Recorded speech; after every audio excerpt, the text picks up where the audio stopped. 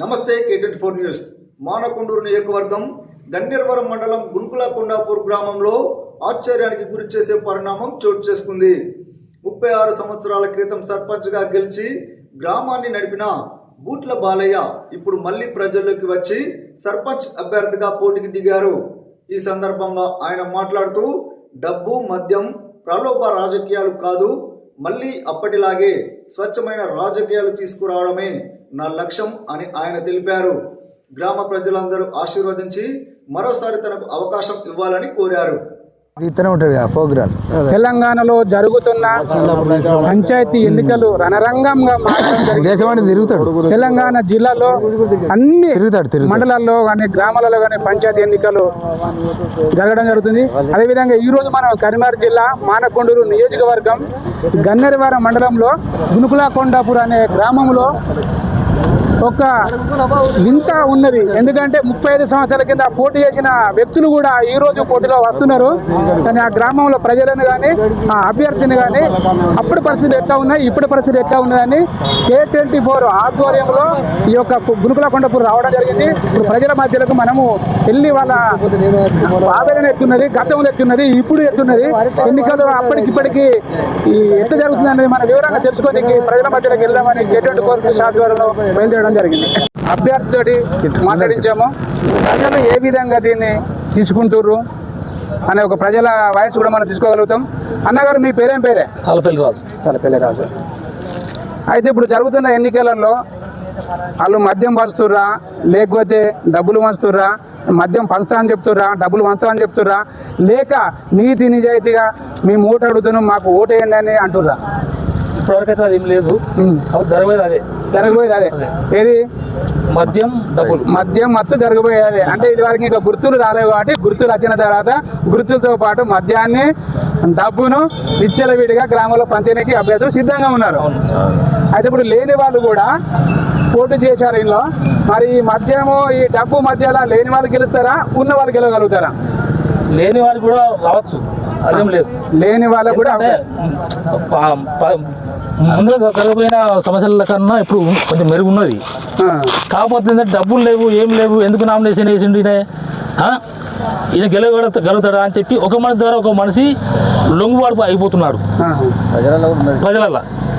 డబ్బు లేదు, మద్యం లేదు, ఏది లేదు, ఈయనకి ఎందుకు వేసిన నామినేషను, నేను గెలవగలుగుతాడా అని చెప్పి ఒక మనిషి ద్వారా ఇంకో మనిషి కూడా అది పారిపోతుంది. పారిపోకుంటూ ఆ మనిషి దిగజారిపోతున్నాడు. అంటే మంచితనం ఉన్నప్పటికీ డబ్బు లేకపోయేసరికి మద్యం లేకపోయేసరికి ప్రజల మధ్యలో దిగజారిపోవడం జరుగుతున్నది. ఈ రెండింటి మధ్యలో ఒకప్పుడు ఊట్ల బాలయ్య అనే వ్యక్తి 30-40 ఏళ్ల కింద సర్పంచ్ చేసిండు. గుండ్లపల్లి, చిరుండపల్లి, తోన్పల్లి, కొండాపూరు 3 గ్రామ పంచాయతీల తరఫున మేము ఒక ఛాయ్ కూడా తాగకుండా ఆయన కూడా తాగిపోయలేదు. మేమే అతనికి ఛాయ్ తాగిపించుకుంటూ నడుచుకుంటూ ప్రచారం చేసి అతన్ని గెలిపించుకున్నాం అప్పుడు మేము. అలాంటిది ఇప్పుడు అలా లేదు. కాకపోతే రావచ్చు కూడా ప్రజలు మనం తప్పుపట్టి చేయొద్దు కదా, రావచ్చు కూడా, అది విశ్వాసం ఉంటే రావచ్చు. అవును. అయితే ప్రజల మధ్యలో ఏంటంటే 30 సంవత్సరాల కింద రోజులు ఇప్పుడు కూడా రావచ్చు. ఆ డబ్బులు ఉన్న వాళ్ళది, ఆ మద్యం పంచడం కూడా ఏం నడవకపోవచ్చు కూడా అని ప్రజలు అభిప్రాయాన్ని వ్యక్తం చేస్తున్నారు. పూర్వ వైభవం ఈ యొక్క గ్రామానికి మత్తుకు డబ్బుకు దూరం పెట్టాలనే ఆలోచనలో ఉన్నదనేది మనకు స్పష్టంగా అర్థమవుతుంది. ప్రజలు మనం తప్పటి చేయలేదు కదా, ప్రజలు మనల్ని కావచ్చు. నా పేరు కొమరయ్య. అవును, మాది గునుకులకొండాపురం. అన్నగారు ఇప్పుడు ఉన్న గ్రామాల మధ్యలో ఏంటంటే విచ్చలవిడిగా మద్యము డబ్బులు పంచుకుంటూ గెలవాలనే ఆలోచనలు ఉన్నారు. అంటే పాలక వర్గాల పార్టీలు కానీ అలవాటు చేయడం జరిగింది. ఈ అలవాటు నుంచి పబ్లిక్ మరి దూరం అయ్యి మంచి వ్యక్తిని గెలుచుకోగలుగుతారా? మంచి వ్యక్తి ఇప్పుడు ఎట్లా అంటే డబ్బుకు మద్యానికి బాగా బానిసై ఉన్నారు. ఇన్ని రోజుల నుంచి గునుకులకొండాపురం అభివృద్ధి లేదు. ఈ నెక్స్ట్ గత టీఆర్ఎస్ ప్రభుత్వం కాడికెళ్ళి 10 సంవత్సరాలు ఏమీ అభివృద్ధి లేదు. గునుకులకొండాపూర్ గ్రామ పంచాయతీ లేదు మా గునుకులకొండాపురానికి. కానీ గునుకులకొండాపూర్ గ్రామ పంచాయతీ లేదు, ఏ అభివృద్ధి కాలేదు, 10 రూపాయల పని కూడా చేయలేదు. ఇప్పుడు వాళ్ళు కూడా డబ్బు పెడతారు, మద్యం వస్తారు. పైసలు పెట్టినాక వాడు పని చేస్తాడా? చేయడు. రేపు వాడిని అడిగే ధైర్యం కూడా ఎవరికి లేదు. కనుక మనం డబ్బు తీసుకోకుండా మధ్య తీసుకోకుండా పని చేసి ఆయనకు ఓటే ఎవరికైనా మనకు మంచి వ్యక్తిని చూసి మంచి వ్యక్తికి ఓటేసినట్టయితే రేపు గల్లబట్టి అడగచ్చు, నువ్వు అభివృద్ధి చేయలేదు, నువ్వు పని చేయలేదు అంటే నువ్వు డబ్బు తీసుకున్నాక మధ్య తీసుకున్నాక నువ్వు నాకు పుణ్యానికి వేసినావు ఓటు, నాకు పని తీసుకునే ఓటేసినావు, నీకు ఎందుకు పని చేస్తా అని కూడా రేపు జవాబు చెప్పగలుగుతాడు. మనం నీతిగా ఓటేసినట్టయితే రేపు గల్లబట్టి అడిగినా కానీ అవునాయా అది నీతి ఉన్నాడు ఆయనకు ఓటేయాలని అంటాడు. మనమే ఆ నీతి తెప్పినాక ఓటర్లు నీతి తెప్పినాక వాటి ఎవరు నీకు పని చేస్తాడు? గురువులు కొండాపురు అభివృద్ధి మొత్తమే లేదు. ఏమున్నది చెప్పు? ఏ ఊరు ఒక మోరు లేదు, సీసీ రోడ్ లేదు, గ్రామ పంచాయతీ ఉందామంటే కనీసం గ్రామ పంచాయతీ కూడా లేదు. కాకపోతే ఈ మా ఊరంతా ఈ గుంపుకొండాపురం అంతా అన్యాయం ఎక్కడ లేదు. కనుక మనం చూసే ప్రజలు కూడా మద్యానికి డబ్బుకు బానిసాయి ఓటేస్తే మాత్రం మంచిగా ఉండదు. కాకపోతే ఆలోచించి మంచి వాళ్ళను మంచి వ్యక్తిని అలా చూసి మంచి వ్యక్తిని గెలిపించుకుంటే మనందరికీ మన ఊరు బాగుపడుతుంది, మనం బాగుపడతాము. మనం కూడా ఆ వ్యక్తిని గల్లబట్టి బయట గుంజే అంత మన దగ్గర ధైర్యం ఉంటుంది, మనం అడగచ్చు.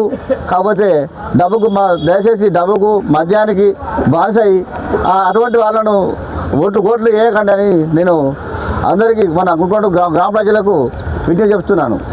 ఉన్న వాళ్ళకు లేని వాళ్ళకు మధ్యలో పోటీ నడుస్తుంది.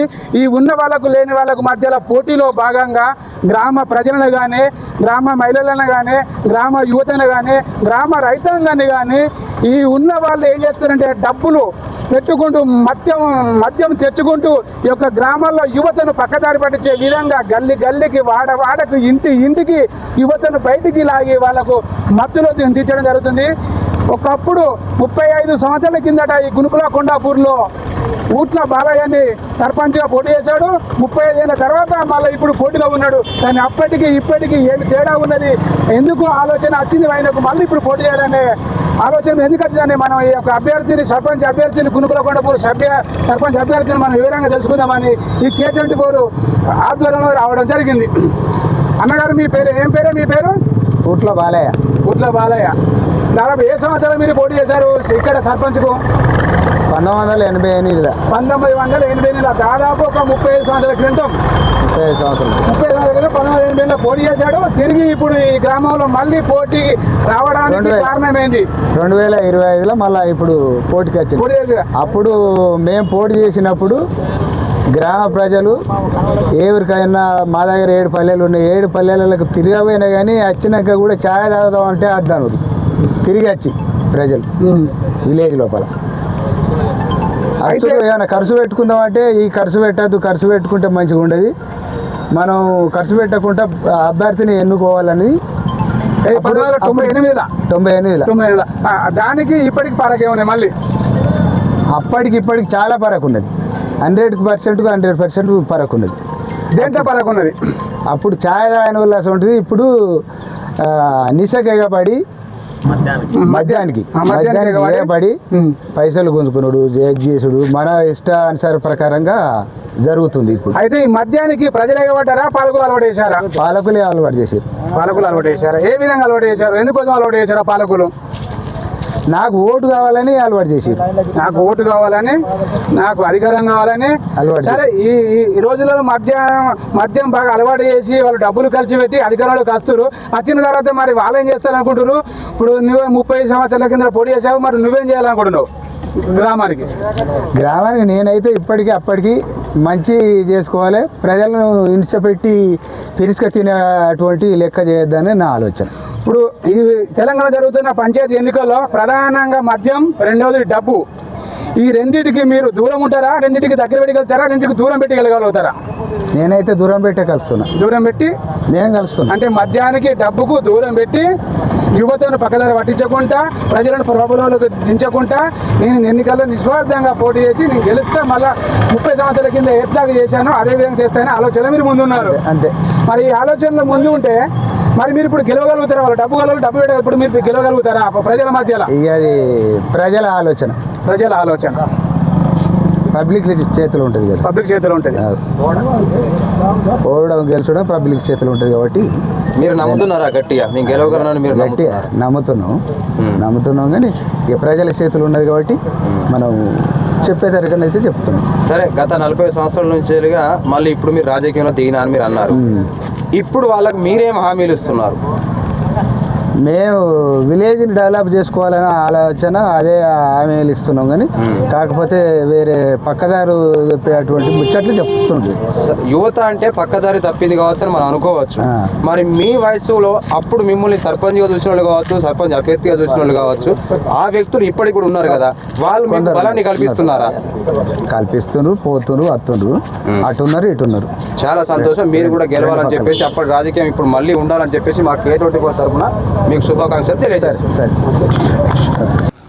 గునుకుల కొండాపూర్ అంటే ఉమ్మడి బెజ్జంకి మండలంలో పెద్ద గ్రామ పంచాయతీ. దీని కింద 3 గ్రామాలు ఉండేటి. ఇప్పుడు అది 4 గ్రామ పంచాయతీలుగా మారింది. 40 ఏళ్ళ కింద ఉన్న గ్రామ పంచాయతీని ఈ మధ్యలో కూలగొట్టడం జరిగింది. కనీసం గ్రామ పంచాయతీలు సర్పంచులు కానీ వార్డు మెంబర్లు కానీ కూర్చొని మాట్లాడుకుందామంటే లేని విధంగా ఈ యొక్క గ్రామ పంచాయతీని కూలగొట్టి మళ్ళా పిల్లల వరకు ఆపడం జరిగింది. ఈ యొక్క గ్రామ ప్రజలు ఏంటంటే గ్రామ పంచాయతీ లేదనే నిరుత్సాహం కొద్దీ చాలా బాధ కొద్దీ వాళ్ళ ఆవేదనను వ్యక్తం చేయడం జరిగింది.